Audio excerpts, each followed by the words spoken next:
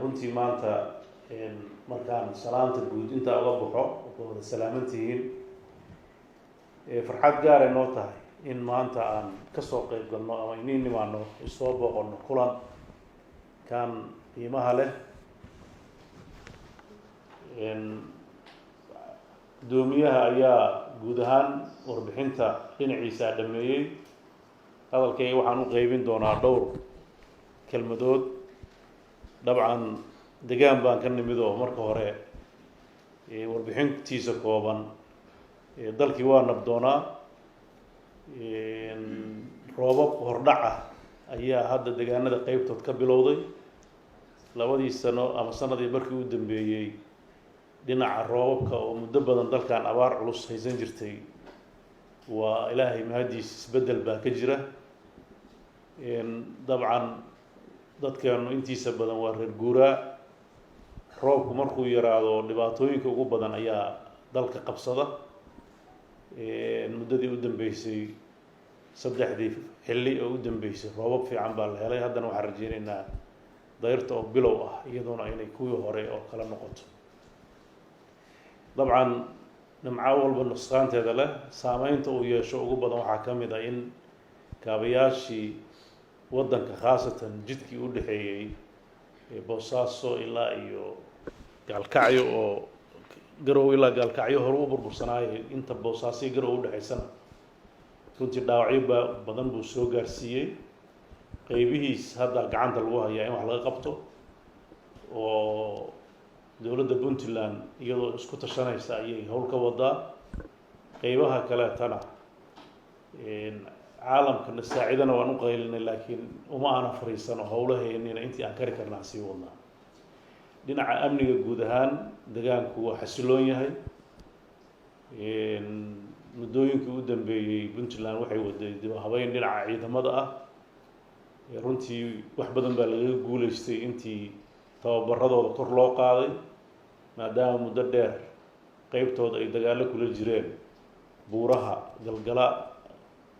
iyo dhinaca kale ee bariga ahba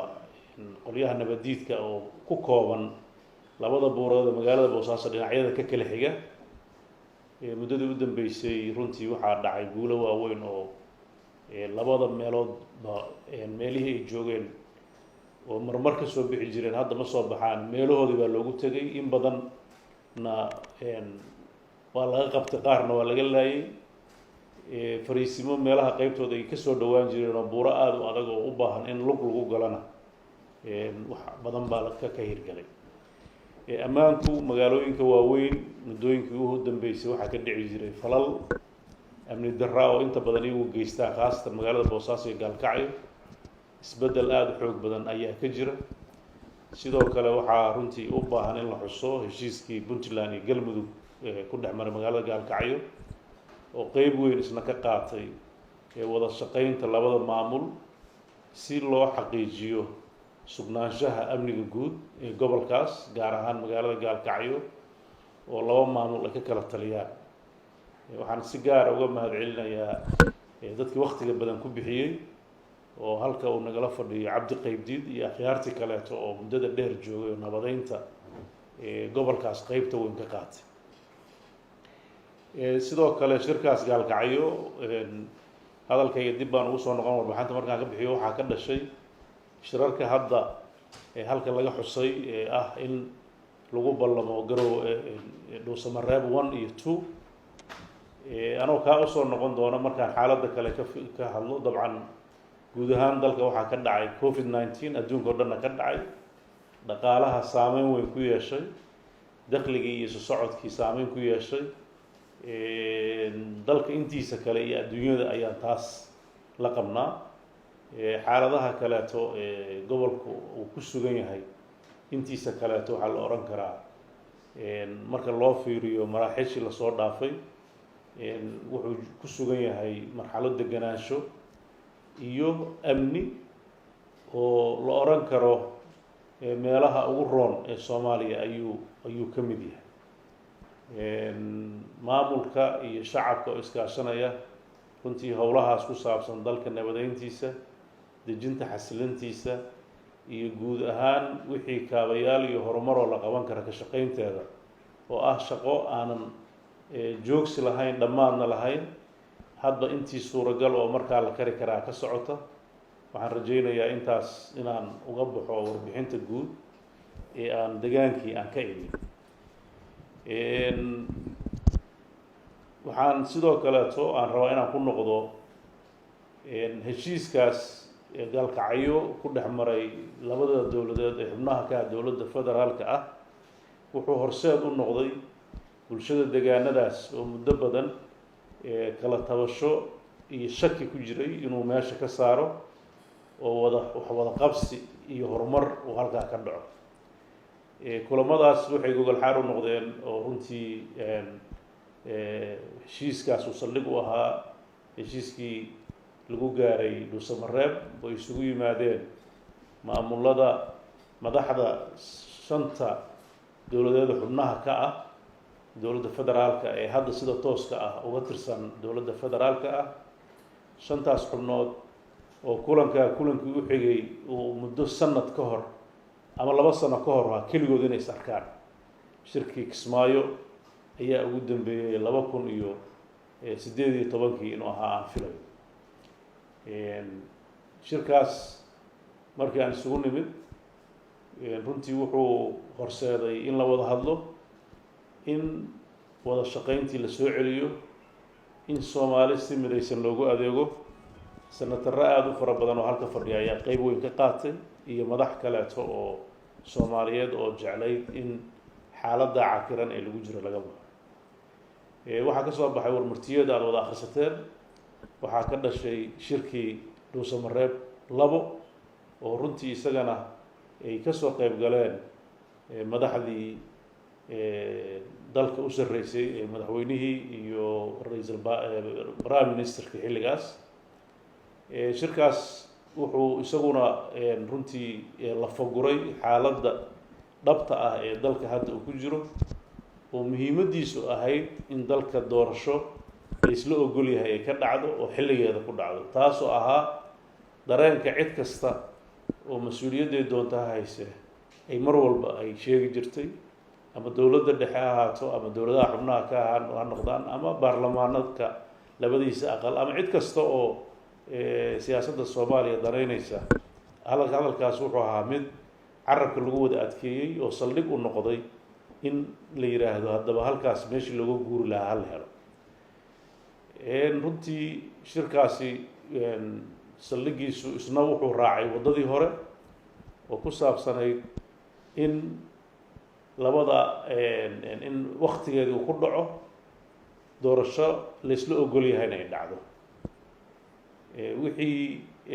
markaa ka dambeeyey dabcan halkaas waxaa iyadana saldhig noqotay madaxweynuhu uu codsaday in uu ku noqdo magaalada Muqdisho la soo tashado baarlamaankii halkaa jiray. shir 15 Agost dib la isugu soo noqdo.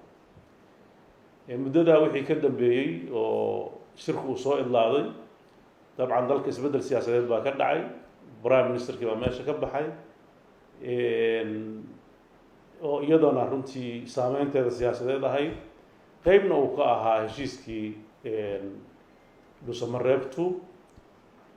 intaa wixii ka dambeeyey waxa aan sugaynay isbeddelkaas oo ah hay-addii fulin lahayd wixii lagu heshiiyey inay soo buuxsanto. shirkii 15 loo ballansanaa madaxweynaha iyo 3 dowladood oo xubnaha ka ah ayaa yimid. madaxweynaha Jubbaland xanuun dartiis buu u maqnaa haddii ay wax u heliyeenba, laakiin Puntland waxyaabo ay tabanaysay oo lahaa arrimahaas inta ka horeysa hal la buuxiyo darteed ayuu u qabsoomay u imaan weyday. runtii iyadoo intii badneed wax laga xaliyey la jeclaa in la yimaado haddana waqtigii kuma uusan simin, ma aysan dhicin. waxa aan ku jirnaa waa process. haddii taasi aysan dhicin dabcan Puntland hadda waxay xamar u timid wixii ay ka baaqsatay iyo sababay u baaqsatay inay halka ay ku soo idlayso oo wixii ka dhiman heshiis loo dhan yahay oo ahaa qodobka koowaad oo dhuusamareeb 1 iyo 2 labaduba wuxuu ahaa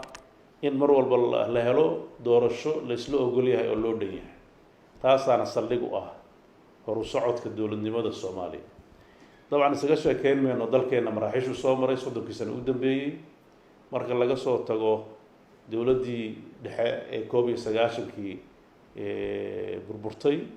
maraaxil kala duwan buu soo maray marka laga soo tago inta 10 sano u horeeyay 2000 wixii ka dambeeyay dalka oo shirkii carta waxa soo tarayay nidaamka dowladnimo ee hore loogu soconayo maalinba waxba lagu darayay maalin walba wax lagu darana waxba ka dhinaanay waxaana mar walba lagu tilmaamay marxaladda aan ku jirno inay tahay geedi socodka dib u dhiska dowladda Soomaaliyeed processkaas sidiisa process markuu socdo waa maraaxiisha ugu adag oo uu yimaado kala aragti duwanaanta siyaasadeed oo la rabo si siyaasi in loo xalliyo dowladnimadu marka process lagu jiro intii siyaasiyan loo xalliyaba waxa la rabaa sharci in loo bedelo kadibna maamul dowladeed loo bedelo tallaabooyinkaas waxaan filayaa dadkii way arag u ahaa badankooda qayb badan baa halka fadhida kana tirsanaa baarlamaanada Soomaaliya laga soo bilaabo 2000 ilaa hadda qayb kamid ah halka fadhiya ama aanan ka tirsanayno xilal kala duwan ka hayay oo goobjoog u ahaa oo dadka way aragnimadaas dheer lahaa gudoomiye Cabdi Xaashi oo halka kamid yahay Puntland maadaama ay nasiib u yeelatay inay noqoto maamulka burburkii kadib u horeeyay oo Soomaalidu dhisato oo ogolaa dowlad Soomaaliyeed oo mid ah oo 98 dhismay waxay mar walba ka shaqeyn jirtay sidii loo heli lahaa dowlad Soomaaliyeed oo la isla ogol yahay nidaamkeeda xukunka ay Puntland raadinaysay ama ay mar walba ay u soo bandhigaysay ee federaalka ahaa waxa la qaatay 2004 jiritaankeedii 6 sano kadib carta jaartarku kuma dhignayn inuu dalka federaal yahay laakiin markii la joogay Embagaati ayaa lagu qoray inuu dalkan federaal yahay dastuurka geedi socodkiisa qayb weyn ayay Puntland ka ahayd mar walbana u taagnay waxaan rabaa inaan u soo dhawaado maraaxiisha siyaasiga ay hadda taagan dabcan aqalkan wuxuu ka mid yahay aqalada nidaamka federaaliga ee Soomaaliya qaadatay ee isku raaceen waana aqalka la rabo inuu isku hayo dalka dowladihiisa xubnaha ka ah iyo dowladda dhexena u fadhiya runtii inaan maanta soo booqdo ani sharaf weyn bay ii tahay waxayna markhaanti ka tahay muhiimadda ay u leedahay Puntland aqalkan waxaana ballan qaadeynaa inaan garab u noqono wax walba oo uu sharci u leeyahayna aan gacan ku siino waan dareemi karaa marka xaaladda siyaasadeed ay cakiran tahay in xadgudubyo sharci ay dhacaan laakiin waxaan marna suuragal ahayn sharci lagu heshiiyey oo siyaasiyan looga heshiiyey in dib looga noqdo kaas waa adagta kaas wuxuu dhaawacayaa wixii la soo qabtay ummadu waxay ku wada joogtaa waa heshiis bulsho oo aasaas uu yahay dastuurka hadda inta noo taala waxaan anagu mar walba taageereynaa wixii hadda aan ku heshiinana in la dhowro waxa qabyada ka ah ee aan lagu heshiinana laga doodo maalinta laga heshiiyana uu noqdo sharci cid walba ka sareeyo in la ixtiraam u baahan hadday cid dood ka qabto sharci lagu heshiiyey ay u marto habka sharciyada dib loogu eego oo wadada sharciga ah loo maro dib u eegidsiisa haddiise heshiiskii iyo qoraalkiisu u yaallo inta badan waxaan rajaynaynaa in lagu dhaqmo dabcan Puntland way mudan tahay hadda maadaama xaalad deganaashana ay ku jirto maamul 22 jirsadana ay ahaato inay xil gaar iska saarto in ay iyadu markan ay waqti badan geliso ilaalinta sharciga iyo dastuurka wax uu yahay waa shaqo dheeri ah oo ay gaar aysan u lahayn laakiin ay mudan tahay marxaladda inay qaado maadaama isteediyada kaleeto ayna ka dambeeyeen culaysyo badan oo ay haystaan oo dhinaca maamulka dhisidiisa ah amniga ka shaqayntiisa ah marka haddii marar badan la arko puntland oo intaas qodobo dastuuriya haysata ama ku andacoonaysa ma aha dastuurka iyo sharciga inay dadka ka xigto laakiin firaaqo iyo waqti baan u haynaa iyo aan ugu fikirno ugana hadalno marka taas waxay noqonaysaa inaan wakiil uga nahay cid kasta oo Soomaaliyeed oo sharcigaas heshiis ka gashay oo markaas aan ka hasho u haynin laakiin waxaan diyaar u nahay wixii aan tabanno ama aan dareenno in ay xadgudub ay ku tahay sharciga inaan wado saxana marino dood dhabana ka dhiibano waxaan rajaynayaa aqalkan oo runtii muddada uu jiray iyo shaqada uu qabtay ay aad u kala baaxad weyn yihiin waxaan uga mahad celinayaa muddadaas kooban ay joogeen oo dhismihii aqalka xaggiisa sharciga ah xeer hoosaadyadiisa shuruucdii dalka oo ay qayb ka qaateen iyo dowrkii odaynimo oo aqalka sare ah oo shuyuukhda ahaa oo ahaa in ay dowrka siyaasiga qaataan dabcan baarlamaanadu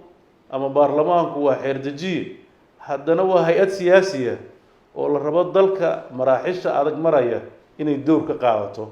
inay isu soo dhaweyso bulshadan muddada dheer kala irdhowday dabcan ma inkiri karno bulshadeenna Soomaaliyeed ee 60kii xorriyadda qaadatay qayb baa waxay leedahay waa go'nay qayb baa waxay leedahay dawladda hadda jirta ma aqoonsanin oo wili dhul ka mid ah dhulkii Soomaaliya haysata oo cidii rabta ha u haysatay Soomaali ah qayb baa wili shaki kaga jira nidaamka federaaliga ah qayb baa wili shaki kaga jira iyadoonan kuwaas dawladnimada diidan ahayn haddana dawladnimada in lagu dhaqmo shaki badan kaga jira oo aaminsan in dawladnimada mar kale lagu dulmin doono xanuunkaas jira oo u baahan si dhaba in loo eego oo u baahan si miyir qabta in loo lafaguro iyadoo aan la iska riixin waan dareemi karnaa marxaladaha doorashadu jiraan inay xumadeeda gaarka ah leedahay oo qof walba oo uu ilaawi karo mid caamka ah oo mid gaarka isaga oo inuu waqti geliyo xaqna uu leeyahay laakiin waxaan rajaynayaa inaysan isaga kaay khaldamin xumadaha ama duruufaha doorashooyinka iyo dawlad dhiska dalka Soomaaliya inay laba noo kala ahaadaan maxaa yeelay haddaad adigu dhismaha ka qayb gelin hadhow markaad xukunka qabatid ruuxadaada caqabad ku hortaale noqonaysa waxaan ka rajaynayaa aqalkan in uu u istaago hadday dad kala maqan yihiin iyo hadday kugu wada joogo wada shaqayn la ay yihiin dowrka odaynimo oo laga filayo inay qaataan ama ha ahaato baarlamaanka qaybtiisa kale aqalka hoose ah ama ha ahaato dawladaha ay xubnaha ka ah oo iyagu mas'uulka ka yihiin ama ha ahaato hay-adda fulinta ee dawladda dhexe oo runtii xasuustii muddadii 30 sano oo ka horreeyay 30 sano oo burburka ah oo dawladda ahayn dadku u barteen inay dawladda dhexe tahay dawladda xaq u leh wax kasta inay iyadu ay ka shaqeyso dabcan nidaamka federaalku waa kala xadidayaa dawladaha xubnaha ka ana shaqo siinaya dawladda dhexena shaqo siinaya shaqooyinkuna waxa lagu kala hagayaa waa xeerarka ku saabsan dhinaca federaaleynta dalka wax badan baa wali qabiyo ka ah cid laga sugaayana waa aqalka waa baarlamaanka Soomaaliya labadiisa aqal dabcan hay-adaha fulintuna waxay u baahan inay gacan ku siiyaan dawladaha xubnaha ka ah dawladda federaalka ruuxadooda waxay leeyihiin baarlamaano ka kabaya baarlamaanka dawladda dhexe dhinaca shuruucda iyo hirgelinta iyo kormeeridda wixii heshiiska lagu ahaa waxyaabahaas waxay ka mid tahay waxyaabaha qabyada naga ah laakiin la yaabi mayno inay qayb qabyo naga tahay laakiin waxaa khalad noqonaysa wixii qabyada naga ah inaan la isku dayin in wax laga qabto dabcan Puntland shalayna waxay u taagnayd midnimo Soomaaliyeed iyo dalka horumarkiisa waxa ay Dhuusamareeb 1 iyo 2 u joogtay waxay ahayd wixii culays oo jiray in laga baxo waxaad ogtihiin imaanshaha Dhuusamareeb la yimaaday ma aha inay dawladuhu kaliya ku shireen waxay qayb ka ahayd nidaamka dawlad dhiska Soomaaliya waxay garab iyo gaashaan u noqotay dawladda Galmudug oo runtii muddo khilaafaad ka jiray doorasho cusub ka dhacday waxay u ahayd inay dhiirigelin ugu noqoto in nidaamka dawladeed uu taabagalo waxaan runtii farxad gaar ah gelinaysa in intaan Dhuusamareeb baabuur ka raaco oo gaalkacyo ku tago waxay qayb ka ahayd nidaamka aan kaga shaqeynayna dalkan wadajirkiisa dhibaatooyinkii soo maray in meesha looga saaro in dowladnimada la taabageliyo dhuusamareeb 3 wixii ka dhacay golahan ku furfuri maayo waan u imid waan ka ballansannahay madaxweynaha xalim aan habeen hore aan wada cashaynay haddana waan ballansannahay waxaan rajaynayaa dalkan in waddo saxa loo furo oo dantiisa ka talinaysa dabcan qayb baan ka noqonaynaa waana u soo diyaar garownay intay qaadanayso ha qaadatay oran mayno maalmaan joogaynaa hadday kalifayso bilow waa joogaynaa in xal Soomaaliyeed la helaan diyaar u nahay waxaan rajaynayaa xalka Soomaaliyeed inuu dad gaar ku koobnaan madaxda fulinta ee dowladaha xubnaha ka iyo dowladda dhexe iyagay tahay shaqadooda koowaad laakiin waxaan garowsanahay in shaqada ay nala wadaagaan baarlamaanka Soomaaliyeed baarlamaanada dowladaha xubnaha ka ah dadka kale ee Soomaalida ah ee mudan in talada laga qayb geliyo maxaa yeelay wada ogol marka la leeyahay ma aha dhowr qof kaliya inay wax isla ogolaadaan waa in dalka wixii ay iyagoo ka fakeraya dareenka dadka qaadaya waxay ku heshiinayaan waa inay noqotaa wax dadku ay soo dhaweyn karaan oo ay aqbali karaan taasna kolley qof kastoo mas-uula xil baa ka saaran waxaan rajaynayaa qofku ilaa maalinta ugu dambaysa oo ciddii bedel lahayd timaado faakum ma jirayo inkastoo xilligii gabagaba yahay ruuxadiina doorashooyin ku jirtaan laakiin waxaan aad u rajaynayaa doorkiinu inuusan hakad gelin qaadataan doorkiina odaynimada annagu gar idig baan nahoo garta idinkaan inii dhiiban horena waa inigu dhiibanno hadduu qire haddii cid garta diidda ay jirtana inaan laga daalinna waa ku dareenaayoo la sii wado ilaa la helayo wax laysla ogol yahay dalkan marxaladda uu ku jiro khilaafaad ma xamili karo kala qaybsanaan aragtiyeedna ma xamili karo maxaa yeelay Soomaali waxa ay isku khilaafi karto ani ima muuqdaan war dalkeena nabadiisa aan ka shaqeyno deganaanshiisa aan ka shaqeyno cidda khilaafsan cid mas'uuliyad dawladeed qaadi karta ma aha cidda taad khilaafsan waa cidda al-shabaab iyo nimanka shayaadiinta dawladnimada diidan waa u fahmi karaa laakiin cid kasta oo dawladnimo Soomaaliyeed rabto deganaansho iyo nabadgelyo iyo horsocod siyaasadeed iyo mid sharciyeed cidna ma diidi karto insha Allah waxaan rajaynaynaa taas in dareenka dadka wax loo sheego bulshada Soomaaliyeed hadalka waa u daawo laakiin hadalka lagu hadlaayo inuu noqdo hadal aan turxaan lahayn oo ka fiirsasho leh in dadka lala hadlo u baahan yahay in dadka rajadooda la soo celiyo u baahan yihiin in dadka xaqiiqada loo sheego iyadana way u baahan yihiin si ay talada qayb ugu darsadaan waxaan u rajaynayaa dalka Soomaaliyeed nabadgelyo deganaansho horumar doorasho waqtigeeda ku dhacda dadkuna isla ogol yahay si nabadana ku dhacda wax kasta oo Soomaali dan u aragto Puntland way taageeraysaa ajanda gaar ah male waxay rabtaa in dalkan uu deganaansho ka dhaco waxaan si gaar uga mahad celinayaa gudoomiyaha iyo gudoomiye ku-xigeenka iyo xubnaha maanta fadhiya annaga sharaf gaar ah oo ahayd maanta inaan halka inagu soo booqanno in la wadaagno dareenkeena kiina aan dhageysano ku darsanno wixii aan iniga maqalnay shaqooyinka aan hadda halka u joogno shirkan maanta booqasho iyo soo dhaweyn buu ahaa laakiin shaqadu way soconaysaa si gaar ah ayaan u wada tashan doonaa oo mar walba wixii markaas u habboon oo aad u aragtaan inaad taladaas nagu biirsaan annagu diyaar baan u nahay waxa kaliya oo mararka qaarkood ismaandhaaf uu ka dhacaa dadka qaybtiis waxa ku fogaaday xalalka siyaasiga ah oo wax walba waxay rabaan xataa hadduu sharciga khaldan yahay in laga gudbo marxaladaas dalku ma dhismaayo anu waxaan qabaa shuruucda asaasiga ah inaan la fududayn intii la kari karo oo lagu adkaado si dalku uu u dhasho foundation sax haddii sharci kasta oo guddig u noqon lahaa dowlad dhiska la dhaho la iska dhaaf ama ha laga tago dad badan aan marmar waxay yiraahdaan waxa aragti noo sheeg oo aad garanaysaan waxay ula jeedaan dadkiina badankiina hadda siyaasadda ku jira waxaan iraahdaa waxaan rabo dowladnimo wax kale oo aan rabno male maxaa yeelay wax kale oo nadeeqi karaa male dalkan intii aan soo joognay dadka ugu badan oo aan dalka ka bixin baan ahaa ama ka agdhowaa meesha la joogana hadda u jeeda dalkan wuxuu u baahan yahay in si dhab ah